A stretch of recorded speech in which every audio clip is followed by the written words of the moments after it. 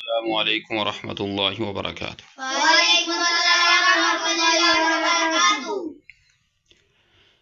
اچھا جی، پچھلے سبق میں ہم نے کیا پڑھا تھا؟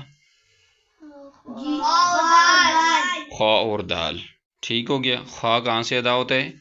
گلے کے پہلے حصے سے۔ گلے کا وہ حصہ جو منہ کے ساتھ ہے، اس کو کیا کہتے ہیں؟ ادنیٰ الخلق۔ شاباش۔ اور دال؟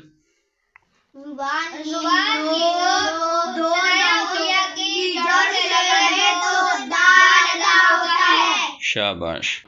آج ہم پڑھیں گے ذال۔ کیا پڑھیں گے؟ ذال۔ ذال کا مخرج اور سا کا مخرج ایک ہے، یہ ذال ہے نقطے والا۔ ٹھیک ہے، یہ کیا ہے؟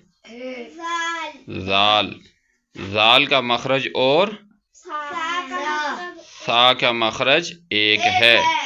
سا کا مخرج جو پڑھایا تھا، کیا پڑھایا تھا؟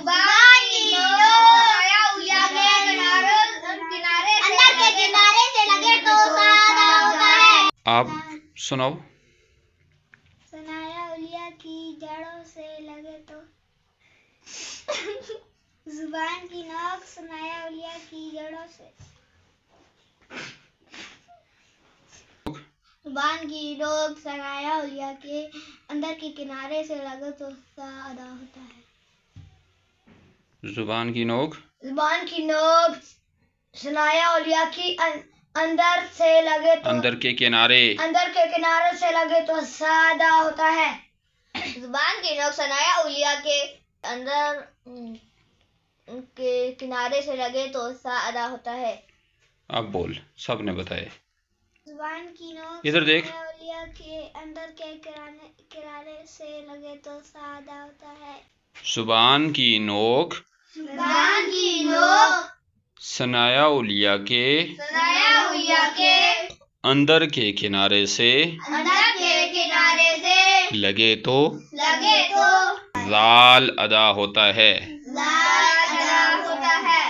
کیا ادا ہوتا ہے؟ ذال۔ جیسے بتایا تھا نا، سا یہاں سے ہی ذال، جہاں سے پڑھنا ہے سا وہیں سے پڑھنا ہے ذال، جہاں سے پڑھنا ہے سا پڑھو، اور وہیں سے پڑھنا ہے ذال۔ کیا؟ شاباش۔ آپ سمجھ آ گئی یہ مخرج کی؟ تو آج کا سبق ہمارا ختم ہوتا ہے، اگلے سبق کے ساتھ دوبارہ حاضر ہوں گے انشاءاللہ۔ السلام علیکم ورحمۃ اللہ وبرکاتہ۔ اللہ حافظ۔ اللہ حافظ۔